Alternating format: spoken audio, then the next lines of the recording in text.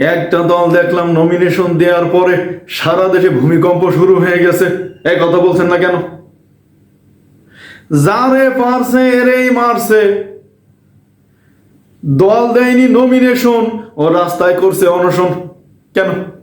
কিসের জন্য? ওরে অনশন যদি করা লাগে তাইলে ওই চেয়ারম্যান সাহেবের বাড়ির সামনে গিয়ে কর। অনশন যদি করাই লাগে তাইলে ওই কেন্দ্রীয় অফিসের সামনে গিয়ে কর। রাস্তায় কেন বলে? আবার দেখলাম কোন কোন আসনে প্রার্থী দিয়েছে, এ বলে ভোটারদের মাইরে এই চোখ মুখ বাষ্ট করে দেবে। এই হচ্ছে অবস্থা। আর সব দোষ হুজুরের। মনে করছেন হুজুর কিচ্ছু বোঝে না, হুজুর ভার সিটির মাল। এইসব ধানাই বানাই থামান। আমি না হয় একটু রাশ্মিকা মান্দানার কথাই বলেছি, কিন্তু আপনারা কি শুরু করেছেন?